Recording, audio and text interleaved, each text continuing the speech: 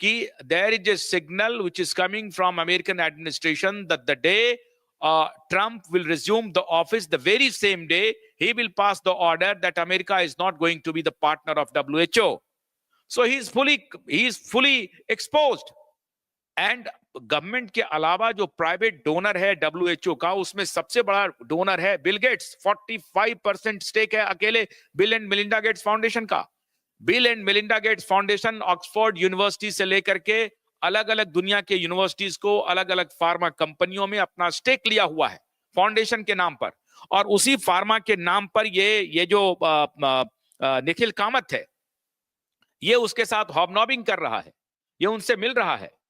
मैं हैरान हूं कि अगर या तो इसको कोई जानकारी नहीं है या ये सब कुछ जानते हुए ये काम कर रहा है। ये दोनों बातें हो सकती हैं कि इसको कोई जानकारी नहीं हो। He is a young businessman, he doesn't know geopolitics and what is going on across the world.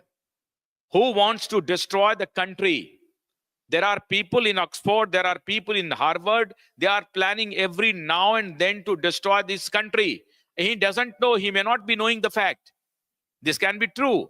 तो हो सकता है कि निखिल कामत completely unaware हो, and because he is a young man, he somehow is inclined towards this रिया चक्रवर्ती, रिया इनको कुछ और brain wash कर रही हो। तो मैं तो कहता हूं कि भगवान रिया से और बिल गेट से इस निखिल कामत को बचाए। ईश्वर करे कि निखिल कामत बिल गेट्स और रिया चक्रवर्ती का साथ छोड़े। I've sent you one link. Pardon? I have sent you one link of Nikhil Kamat's crime. No, I am aware of it. No, I am aware of it.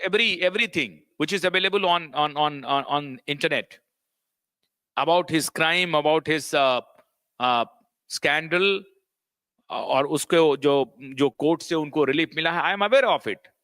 लेकिन मैं उसकी चर्चा नहीं करना चाहता हूं।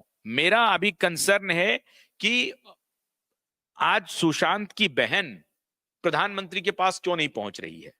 वीडियो मैसेज से तो नहीं होगा, वो एक साधारण परिवार नहीं है, वो एक डिजीज्ड फैमिली है। वो डिजीज्ड फैमिली है, उनको जाना चाहिए। ग्रीफ फैमिली है, उनको जाना चाहिए। वो वापस अपने वकील के माध्यम से सुप्रीम कोर्ट में क्यों नहीं फाइल कर रही है कि सुप्रीम कोर्ट ने कहा था कि आपको periodically status report देना पड़ेगा CBI को। So why CBI is not giving periodical report? Though I have the information that CBI got the nod from Ministry of Home, I have the information, I have the concrete information, I have the information about SIT, which I am not contradicting at all. तो ये बात जरूर है, लेकिन मैं at the same time I agree with your argument that कि BJP के लोग हो सकते हैं इसमें एक प्रकार से कहीं न कहीं उनकी संलिप्तता है। और वो संलिप्तता हमको प्रमा फेसाई जो दिखाई पड़ रही है कि परमबीर सिंह के समधी भाजपा के नेता हैं और नागपुर से आते हैं, और नागपुर से आते हैं देवेंद्र फडणवीस भी नागपुर से आते हैं। तो ये एक रिश्ता वहां कायम हो सकता है। ये एक बात मुझे तो लग रही है। दूसरी बात कि अभी जो हमें खबर मिली है कि परमबीर सिंह ने रिया चक्रवर्ती से मुलाकात की है। तो परमबीर सिंह ने रिया चक्रवर्ती को क्यों उनकी मुलाकात हुई है? क्या रिया चक्रवर्ती को सीबीआई के तरफ से कोई सम्मन जाने वाला है या चला गया है? क्योंकि ये लोग पुलिस महकमे में हैं, इनको मालूम है कि सीबीआई कहीं एक्ट। देखिए, सीबीआई डोरमेंट थी, लुकआउट नोटिस को वो अपोज करने के लिए कोर्ट पहुंची जरूर। ऐसा भी हो सकता था कि सीबीआई पहुंचती ही नहीं, सीबीआई को पता ही नहीं होता, ऐसा भी हो सकता है। लेकिन सीबीआई क्वेश करने के लिए पहुंची, तो इसका मतलब सीबीआई सो तो नहीं रही है, सीबीआई इज अलर्ट, लेकिन उसका कोई रिजल्ट नहीं आ रहा है। तो अब यह हो सकता है कि नेता जब जब पॉलिटिकल फायदे के लिए उनको लगता है कि दोनों एजेंसी को एक्टिव कर दो और फिर कोई रिश्ता बना लो, फिर शांत कर दो, यह हो सकता है। ये तो मैं बार बार कह रहा हूं। लेकिन जब जब सीबीआई को और एसआईटी को कुछ ना कुछ सिग्नल मिलता है पॉलिटिकल मास्टर्स का, तो हमें हमारा सूत्र जरूर बताता है। तो इसलिए जैसे कि कल जब अमित शाह ने जो कल कहा है कि छल से और कपट से उद्धव ठाकरे ने ये किया, अभी आप देखिए कि अभी उद्धव ठाकरे के बीजेपी में शामिल होने के, शिवसेना उद्धव के लगभग प्लान तैयार हैं। वो कह रहे हैं कि बिना शर्त में जाने के लिए तैयार हूं, क्योंकि अब उनको असली खेल लग रहा है। मुंबई महानगर पालिका चुनाव में भी वो साफ हो जाएंगे। तो उनका पैसे का जो स्रोत है, तो पार्टी चलेगी कैसे? पार्टी को कैसे चलेगी? और मुंबई में आपको मालूम है, जो बिजनेस घराने हैं वो तो जो पावर में रहते हैं उनके साथ खड़े हो जाएंगे, उनको तो फूटी कौड़ी नहीं मिलने वाली है।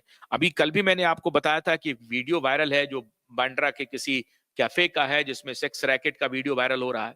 उसकी मैं पुष्टि नहीं करता हूं, इसलिए मैंने उसको शो भी नहीं किया है, लेकिन वो इंटरनेट पर वायरल है और कैप्शन के साथ वायरल है कि बांद्रा के कैफे का मालिक आदित्य ठाकरे है। अब ये सही है, ये गलत है, ये तो आदित्य ठाकरे की जिम्मेदारी है, और जिस किसी ने भी वीडियो चलाया है ये उसकी रिस्पॉन्सिबिलिटी है कि वो उसको प्रूव करें कि ये आदित्य ठाकरे के कैफे की का वीडियो है। लेकिन वो भी चल रहा है, तो एक तरफ उस कैफे पे छापेमारी भी हो रही है। इसलिए मैं कह रहा हूं कि बांद्रा के कैफे में अगर सेक्स रैकेट का एक्सपोजे हो रहा है और ये वीडियो वायरल हो रहा है with this caption that this cafe belongs to Aaditya Thackeray, it shows that police is in action. Police इसलिए उनमें घबराहट है, इसलिए वो बीजेपी के साथ बाय हुक एंड क्रुक शामिल हो जाना चाहते हैं। वो कोई स्टोन को अनटर्न नहीं छोड़ रहे हैं, वो सारे स्टोन को खटखटा रहे हैं, सारे दरवाजे खटखटा रहे हैं कि किसी भी तरीके से बीजेपी के साथ हमारा रिश्ता बन जाए। But I don't think that this time they will exploit, I am sure, क्योंकि ये रिश्ता इतना खराब हो गया है। ऊपर से तो हो सकता है कि ये दिखाएंगे कि नहीं नहीं आप आइए, आपके साथ हम फोटो खिंचवाएंगे और कोई कोई बात नहीं करेंगे, चुप रहेंगे। लेकिन मैं ये कहता हूं कि एसआईटी कंप्लीट बोगस है, ये कहना मुझे लगता है कि थोड़ी जल्दबाजी होगी, थोड़ा इंतजार करना चाहिए।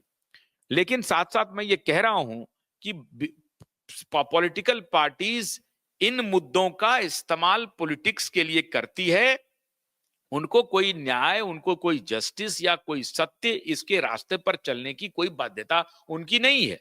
अभी खुद देवेंद्र फडणवीस ने कहा कि इलेक्शन के दौरान जो कुछ भी बातें कही गई हमारे तरफ से और दूसरी तरफ से, मैं समझता हूं कि ऐसा नहीं कहा जाना चाहिए, और हमने जो कही वो उसके लिए मैं माफी मांगता हूं, ये भी कहा। इसका मतलब है कि ये सारी बातें वो भूलना चाहते हैं और उनको मिलाना चाहते हैं अपने साथ, क्योंकि देवेंद्र फडणवीस को इस बात का तो इल्म है कि अजित पवार और शरद पवार से उनका रिश्ता लंबा नहीं चलने वाला है।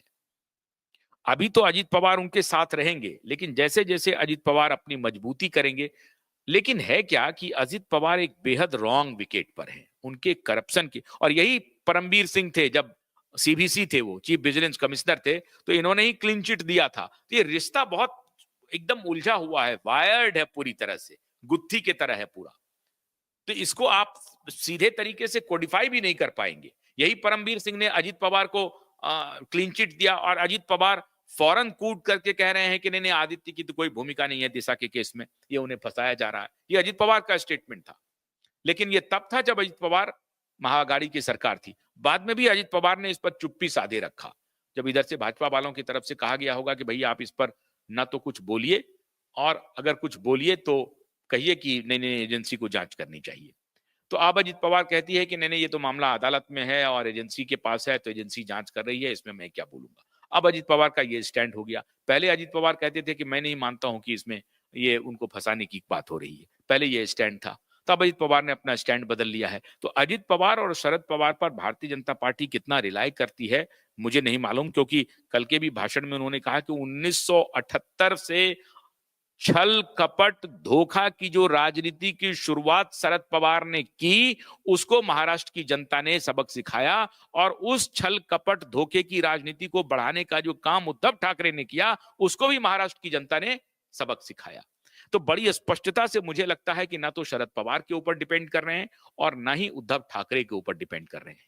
लेकिन अगर परमबीर सिंह रिया चक्रवर्ती से मुलाकात कर रहे हैं, तो ये मान के चलिए कि कहीं ना कहीं एसआईटी एक्टिव है, पुलिस एक्टिव है, मुंबई पुलिस एक्टिव है। अब आप उसे एसआईटी मान लें या नॉर्मल मान लें कि पुलिस को कह दिया गया होगा कि भाई दिशा का फाइल खोल करके जिनको जिनको स्टेक होल्डर्स है उनको फोन खटकाना शुरू कर दीजिए। और सीबीआई को जब गया तो सीबीआई सोच रही होगी। अब दो ही बातें हो सकती हैं, परमबीर सिंह अगर रिया से मुलाकात करते हैं तो क्या परमबीर सिंह रिया चक्रवर्ती को निटी ग्रिटी समझा रही हैं, इस केस की बारीकियां समझा रहे हैं कि आपको क्या बयान देना है, क्या नहीं